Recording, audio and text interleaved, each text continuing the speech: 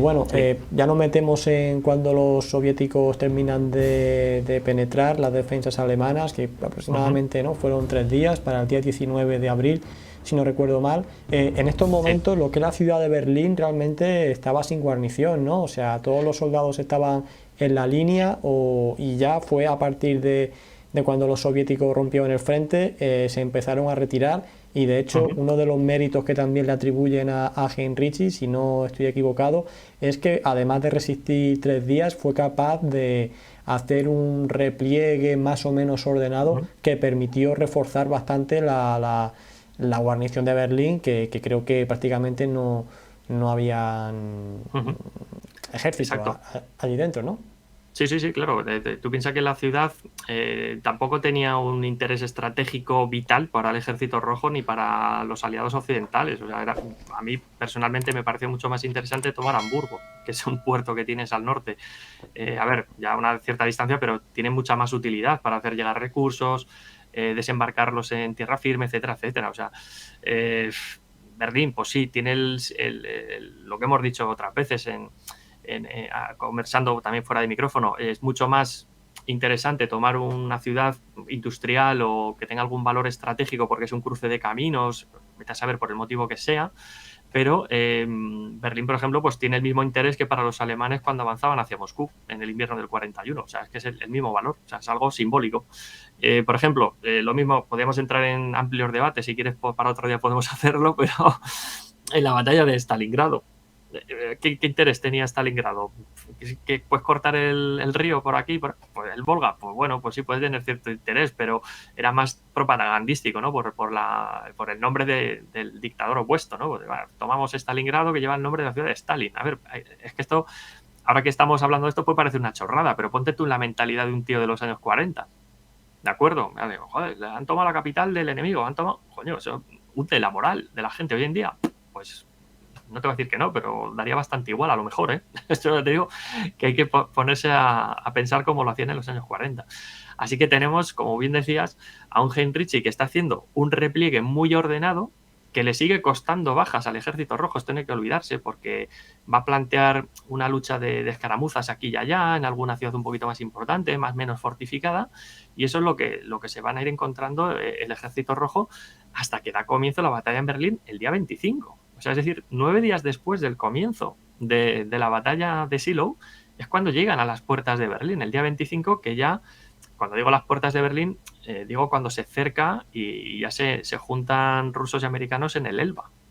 O sea, fíjate tú la de días que les ha tomado recorrer 100 kilómetros, cuando hemos visto que en la operación Bagration estas distancias de 50, 60, 100 kilómetros lo hacían prácticamente en un día. Bueno, pues ahí tal vez, otra vez, Henrici pues tuvo cierto mérito a la hora de ralentizar el avance enemigo, ir restándole recursos, pero lo que está claro es que en torno a la ciudad de Berlín, Henrici ya poco podía hacer. Estamos hablando de que se calcula que el ejército rojo, te hablo de memoria, porque ya sabes que a Sí, mí no sí. me gusta coger aquí apuntes, yo hablo de memoria, te hablo de que los soviéticos tenían unos 2 millones de soldados para acercar Berlín, ¿de acuerdo? ¿Respecto a cuánto? Pues a casi 750.000 efectivos que podía tener el ejército alemán en todo el área de Berlín. Y cuando hablo Berlín no es la ciudad, o sea, te hablo de ciudades como Zosen, que la he visitado, Halbe, que también lo visité.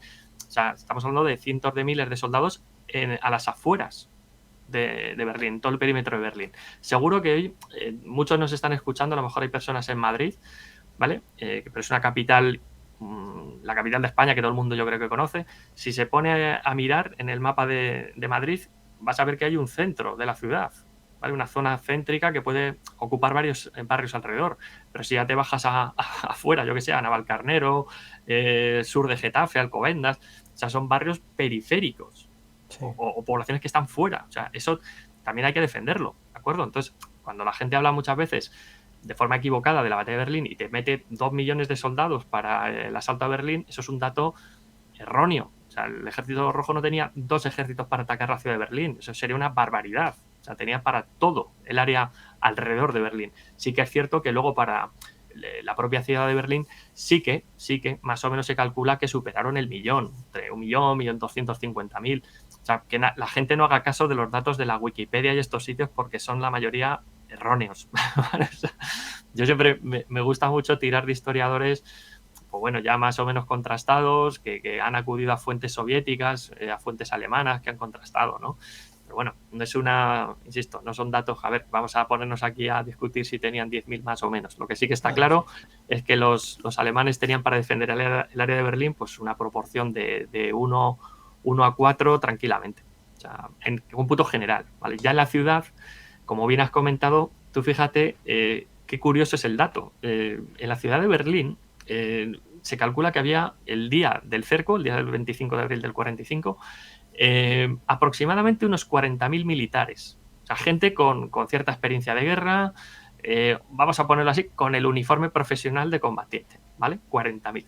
El resto eran chavales de las juventudes hitlerianas, gente de la Volkssturm, veteranos de la Primera Guerra Mundial, policías, cualquier persona que podían sacar de su casa y decirle, toma, aquí tienes un Kar 98 o en el mejor de los casos y tira para allá hacia la periferia a ver qué puedes hacer. Eso es lo que había en Berlín. Una mezcolanza de defensores, pues ya te digo, una amalgama de gente bastante pintoresca en algunos casos. Incluso, a mí me consta de que hubo mujeres, algunas de ellas muy jovencitas, que empuñaron las armas para defender Berlín.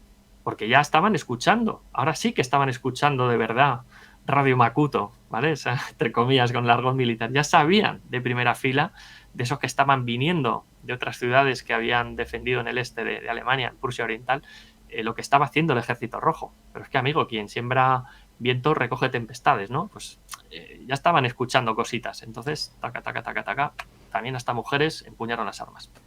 No, y de hecho, o sea, bueno, este efecto propagandístico de lo que estaba pasando en Prusia Oriental y demás, en fechas anteriores se había tratado de evitar, ¿no? Y hacían que ciertos detalles no trascendieran a la población para que no se preocupasen o para que no se contagiasen de un sentimiento más derrotista y demás.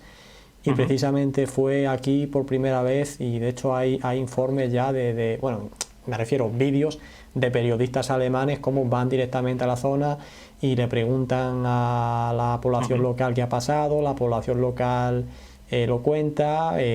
Lo que te quiero decir que de alguna forma se usa evidentemente para motivar a la población para que luche, para decir que mira lo que viene, ¿no? O sea, aquí ya no se intenta adornar nada ni decir que vamos ganando ni nada, sino que ya desde el propio gobierno ya dicen, oye, mira lo que está pasando, coge el fusil, ¿no? Porque si no, mira lo que te va a pasar a ti o a tu familia, etcétera, etcétera.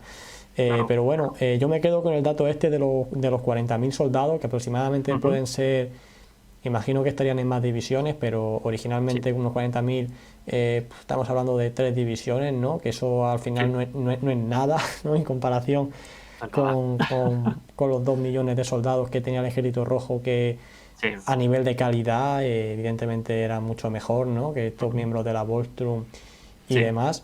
Pero hay un informe que yo leí en un libro que comentaba que efectivamente los alemanes habían vendido como que Berlín era una superfortaleza, habían convertido Berlín en una superfortaleza, la habían fortificado y demás. Pero luego cuando llegan los soviéticos se dan cuenta de que allí prácticamente no hay nada. Sin embargo, a los soviéticos les interesó vender que, oh, madre mía, Berlín, una fortaleza inexpugnable, madre mía, lo que nos hemos encontrado allí, para tirarse ellos más flores y demás, pero que en verdad Berlín no contaba con demasiadas defensas. No sé qué nos puedes comentar con respecto a esto. Claro, la propaganda jugó también una labor fundamental. Sí, los dos lados, por supuesto. Claro. O sea, lo que yo comentaba antes de a los soviéticos que les interesa tomar, o cualquier militar soviético en el año 45 te dice tomar Berlín como un objetivo primordial, te manda a tomar por saco, hablando mal y pronto. Pues que Berlín, ¿qué tenía? El valor propagandístico. O sea, para mí, que insisto, he visitado el terreno 20.000 veces, me parece mucho más valioso atacar al sur, en Zosen, por ejemplo, que ahí estaba la cabeza del ejército. Bueno, ahí estaba el nudo ese era el cerebro de la Wehrmacht. Estaba en Zosen, a varios kilómetros al sur de Berlín. Si cualquiera que pueda ver ahora en un mapa, Zosen, Z-O-S-S-E-N, que lo busque. O sea, hasta el sur de Berlín. Eso sí que tenía un buen valor estratégico, ¿vale? Ahí sí que decapitas al ejército alemán, pero de cuajo además, porque en la ciudad o las comunicaciones cortadas, tal cual, o sea, un desastre, ¿vale? Aquí hay que pensar que Berlín prácticamente ya no tiene luz eléctrica, no tiene corriente eléctrica, no tiene agua sanitaria. En muchos sitios ya no existe, o sea, están tirando de reservas de aquí a allá, ¿no? Entonces, por eso, insisto que muchas veces cualquier estratega actual, porque por desgracia ya no quedan estrategas de la época, ya han fallecido todos, pero es que te dicen asegurar un puerto, lo tienes en Hamburgo al norte, ciudad también, aparte de portuaria, pues industrial y demás, y luego Zosen es que es un objetivo clarísimo, ¿de acuerdo? O sea, eso sí que tiene un interés, pero bueno, luego ya que sí que te interesan desde el punto de vista propagandístico, y lógicamente los alemanes no tenían unas defensas bestiales que digas, bueno, con esto voy a defenderme del ejército rojo, o sea, es que es imposible, o sea, tú ves ahí fotos de época, yo me acuerdo en el Bundesarchiv, el archivo alemán, tú puedes tener acceso a muchas imágenes, a veces de forma digital, otras veces en formato físico, y joder, lo que estaban haciendo era rellenar los vagones de metro con adoquines de la calle, con tierra, con todo lo que pudiera pesar, y eso te lo plantaban a modo de barricada, o sea, es que no tenían en algún sitio sí que se ponían a cavar alguna trinchera además, o soterraban alguna torreta de algún carro de combate, o algún carro de combate que estaba inutilizado lo pusieron prácticamente enterrado.